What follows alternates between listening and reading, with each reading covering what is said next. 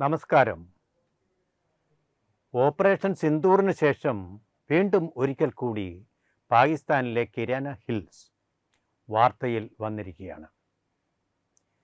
പാകിസ്ഥാനിലാകെ കലാപം പൊട്ടിപ്പുറപ്പെട്ടിരിക്കുകയാണ്. ബലൂചിസ്ഥാൻ മാത്രമല്ല, POK, Pak occupied Kashmir, അവിടെ അൽ ജസീറ എന്ന് പറയുന്ന പാകിസ്ഥാനെ എപ്പോഴും പിന്തുണച്ചുകൊണ്ടിരുന്ന, ഭീകരവാദികളെ പിന്തുണച്ചുകൊണ്ടിരുന്ന ആ ഒരു മാധ്യമം ഇപ്പോൾ BBC-ക്ക് വലിയൊരു കോമ്പറ്റീറ്റർ ആയിട്ട് വന്നിട്ട് മത്സരിച്ച് ലോകമാകെ വലിയ പ്രചാരം നടത്തിക്കൊണ്ടിരിക്കുകയാണ്.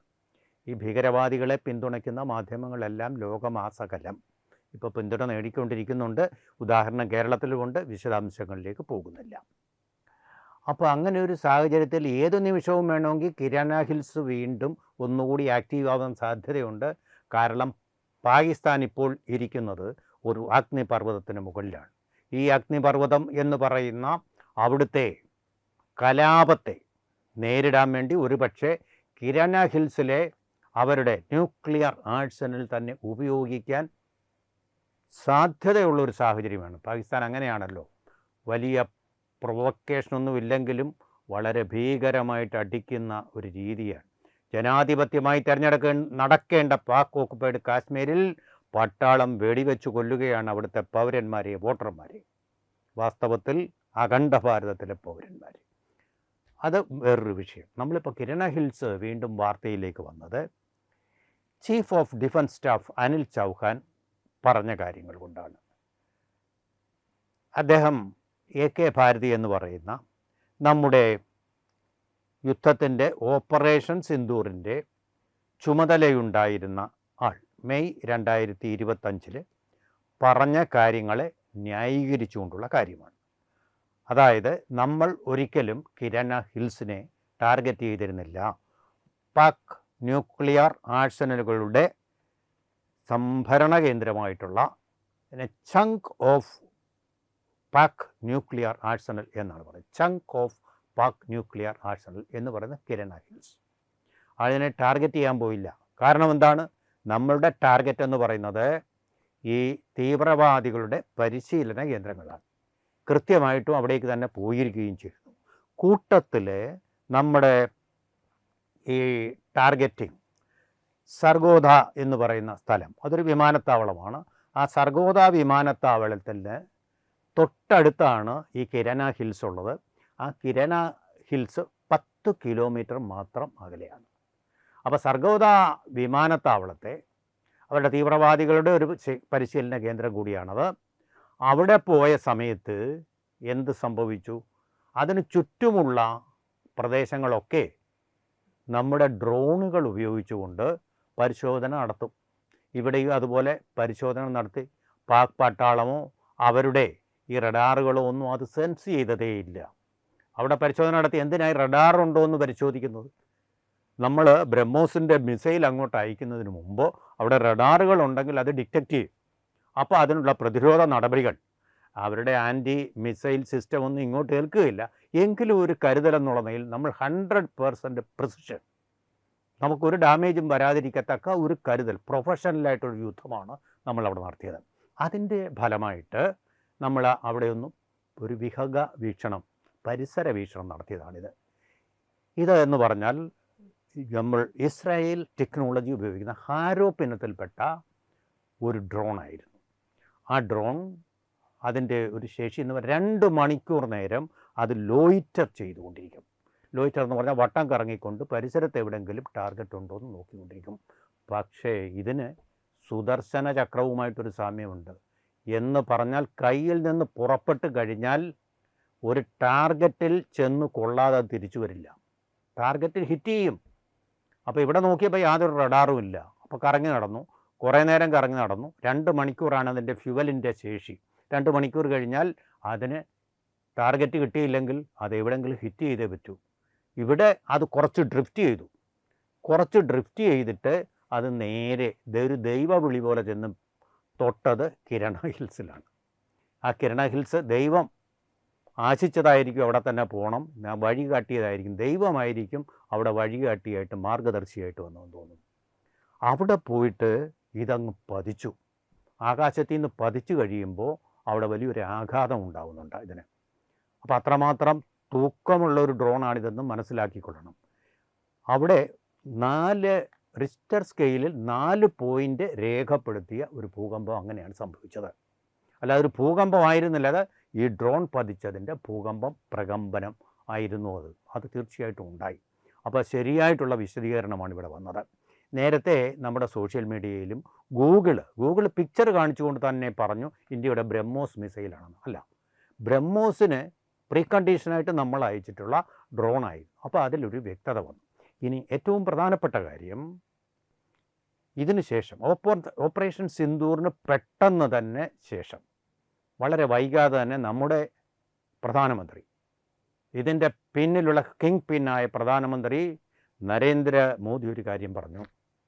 അതായത് പാകിസ്ഥാൻ ഇനിമേൽ ആണവായുധം കാട്ടി നമ്മളെ ഭീഷണിപ്പെടുത്തണ്ട, അതിനി ഏൽക്കുകയില്ല എന്ന് തന്നെ പറഞ്ഞു.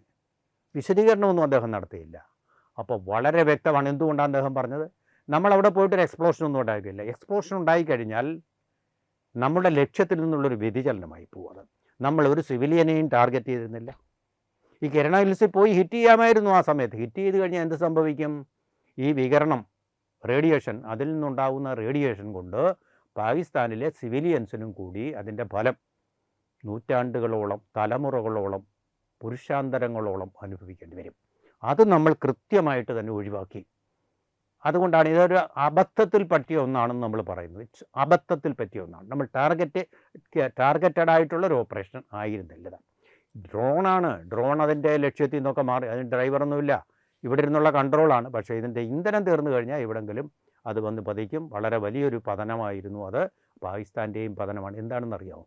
ഇത് ചെന്ന് തൊട്ട സ്ഥലമെന്ന് പറയുന്നതാണ് പാകിസ്ഥാൻ്റെ ഈ ആണവ സാധനങ്ങളെല്ലാം കൂടി, അതായത് ന്യൂക്ലിയർ ആർസണൽ സൂക്ഷിച്ചിരുന്ന സ്ഥലമെന്ന് സൂക്ഷ്മമായിട്ട് മനസ്സിലാക്കാൻ നമുക്ക് സാധിച്ചു. ഒരു ചാരൻ്റെയും സഹായമില്ലാതെ, ചാരോപഗ്രഹവും ഇല്ലാതെ സാറ്റലൈറ്റ് അതിൻ്റെ ഫോട്ടോ പിടിച്ചെടുക്കുകയും ചെയ്തു. അപ്പോൾ അത് എവിടെയാണ് അവർ നിക്ഷേപിച്ചിരിക്കുന്നത് എന്നുള്ളത് നമുക്ക് വ്യക്തമായിട്ട് മനസ്സിലാക്കി. ഡ്രോൺ വെച്ച് നമുക്ക് റേഡിയേഷൻ, ആ തരത്തിലുള്ള ഒരു ഓപ്പറേഷൻ നടക്കാൻ പറ്റില്ല. ഈ ഡ്രോൺ വെച്ചിട്ട് ലൈൻ ഓഫ് സൈറ്റ് എന്നുള്ളൊരു ടെക്നോളജി അതിൽ വർക്ക് ചെയ്യുന്നത്. കാണുന്ന കാര്യങ്ങൾ അത് കാണും, അത്രയേ ഉള്ളൂ. അല്ല ഒരു എക്സ്റേ വെച്ചിട്ട് ഈ മലയുടെ ഗർഭത്തിൽ എന്താണുള്ളതെന്ന് കാണാനുള്ള സംവിധാനം അതിനില്ല. അതാണ് അതിൻ്റെ ഒരു പോരായ്മ. പക്ഷേ നമ്മൾ മനസ്സിലാക്കിയിട്ടുണ്ട് ഇതിനകത്തെല്ലാം സൂക്ഷിച്ചു വെച്ചിരിക്കുന്നതെന്ന് പറഞ്ഞാൽ ആക്രി സാധനങ്ങളാണ്. അതൊന്നും ഇഫക്റ്റീവ് അല്ല ഒരു യുദ്ധത്തിൽ. അതിനെയൊക്കെ തകർക്കാൻ ശേഷിയുള്ള സാധനങ്ങൾ ഇന്ത്യ സംഭരിച്ചു വെച്ചിട്ടുണ്ട്. കാരണം നമ്മുടെ അയൽക്കാരൻ നല്ലൊരു അയൽക്കാരനാണല്ലോ, അതിന് വേണ്ട സാധനങ്ങളൊക്കെ നമ്മുടെ കയ്യിലുണ്ട്. ഇതുകൊണ്ടാണ് വളരെ ആത്മവിശ്വാസത്തോടു കൂടി നമ്മുടെ പ്രധാനമന്ത്രി നമ്മുടെ നാട്ടുകാരോട് പറഞ്ഞ് ഇനി അവരുടെ ഈ വിരട്ടൽ ഇനി നടക്കില്ല. ഓപ്പറേഷൻ സിന്ദൂറിൻ്റെ ഒരു പോഷക നദിയായിട്ട് നമുക്ക് കിട്ടിയ ഒരു പാരിതോഷികം കൂടിയാണ് ഈ കിരാന ഹിൽസ് എന്ന് പറയുന്ന അവരുടെ ഈ ആർസണൽ സംഭരണത്തിൻ്റെ മല. അത് നമുക്ക് ഇനി ഈസി ആയിട്ട് ടാർഗറ്റ് ചെയ്യാൻ പറ്റും എന്നുള്ള ഒരു മുന്നറിയിപ്പ് ഈ ഓപ്പറേഷൻ സിന്ദൂർ നമുക്ക് നൽകിയിട്ടുണ്ട് എന്നുള്ളതാണ്. ഇത് AK ഭാരതി നേരത്തെ പറഞ്ഞതാണ്. കിരാന ഹിൽസിൻ്റെ കാര്യം പറഞ്ഞ് ഞങ്ങളത് ടാർഗറ്റ് ചെയ്തിട്ടില്ല. നമ്മുടെ പത്രസമ്മേളനത്തിൽ എന്താണ് പറഞ്ഞത്? നമ്മുടെ ആർമി ഓപ്പറേഷൻസിൻ്റെ 3 സേനാ വിഭാഗങ്ങളുടെയും തലവന്മാരെന്തായിരുന്നു പറഞ്ഞത്? അവരും പറഞ്ഞത് കിരണ ഹിൽസ് അവിടെ ബോംബുണ്ടോ? കാരണം നമ്മുടെ ലക്ഷ്യമല്ല അത്. നമ്മളത് പറഞ്ഞിട്ട് കാര്യമില്ല. അത് കണ്ടുപിടിക്കുക എന്നുള്ളത് നമ്മുടെ ലക്ഷ്യമല്ല. മറിച്ച് ഈ സർഗോദ വിമാനത്താവളത്തിനടുത്ത് ഏതെങ്കിലും ഒരു ഡിറ്റക്റ്റ് ചെയ്യാനുള്ള റഡാർ ഉണ്ടായിരുന്നോ എന്നുള്ളതാണ് നമ്മൾ നോക്കിയത്. അതില്ല എന്നുള്ളത് മനസ്സിലാക്കി. അപ്പോൾ അത്ര അൺസേഫാണ് ഈ കിരണ ഹിൽസിൽ അവരുടെ ആറ്റോമിക് ബോംബ് വെച്ചിരിക്കുന്ന സ്ഥലം എന്നുള്ള, ഇസ്ലാമിക് ബോംബ് സൂക്ഷിച്ചു വെച്ചിരിക്കുന്ന സ്ഥലം അത്ര അൺപ്രൊഫഷണലാണ്, അത്ര ഈസി ആയിട്ട് നമുക്ക് ടാർഗറ്റ് ചെയ്യാൻ പറ്റുന്നതാണ് എന്നുള്ള വലിയൊരു കണ്ടുപിടുത്തമാണ് അതിൻ്റെ ഫലമായിട്ട് നമുക്ക് വലിയൊരു വരമായിട്ട് ലഭിച്ചിരിക്കുന്നത്.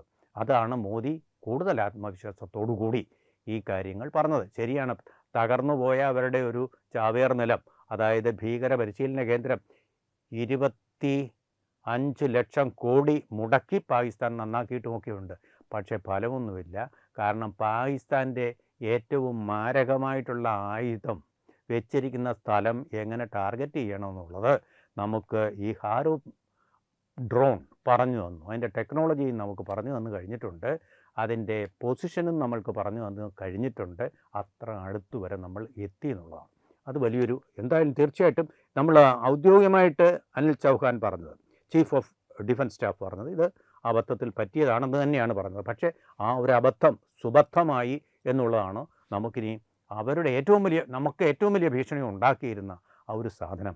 ഇസ്രായേൽ പണ്ടേ നശിപ്പിച്ച് കളയാമെന്ന് നമുക്ക് വാക്ക് തന്ന സാധനം, അന്ന് നമ്മൾ ഉഴപ്പിക്കളഞ്ഞ സംഗതി നമുക്ക് ഇപ്പോൾ നമ്മുടെ കരതല മലകമാണ്.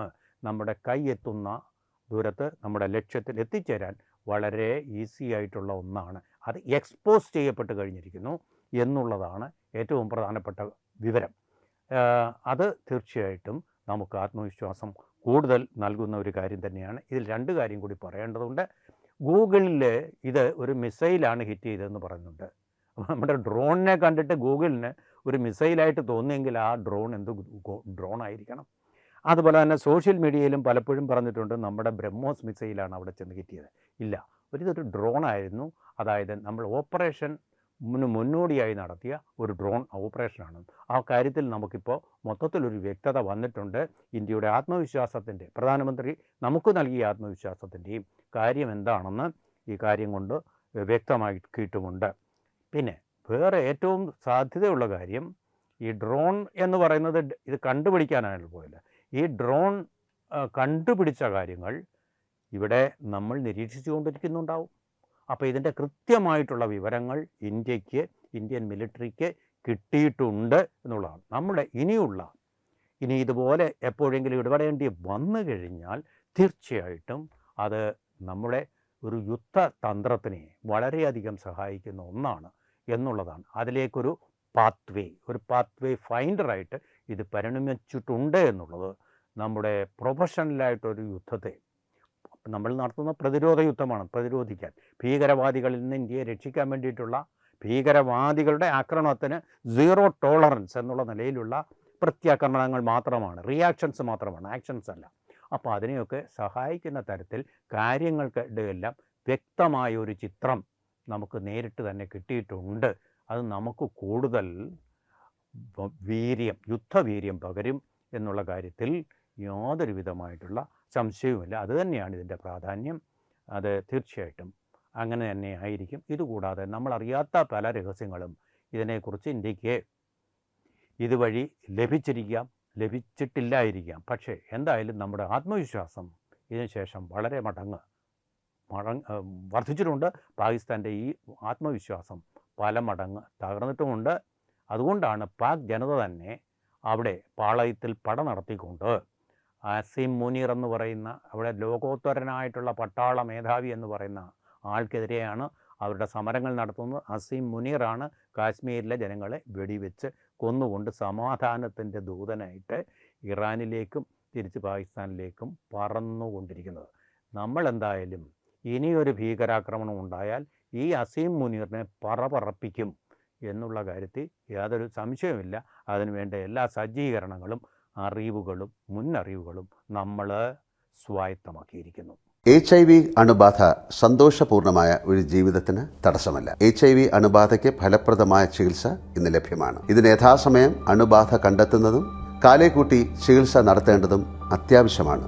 സൗജന്യമായ ചികിത്സയും മാർഗനിർദ്ദേശങ്ങളും സർക്കാർ ആശുപത്രികളിലെ ART അഥവാ ഉഷസ് കേന്ദ്രങ്ങളിൽ ലഭ്യമാണ്.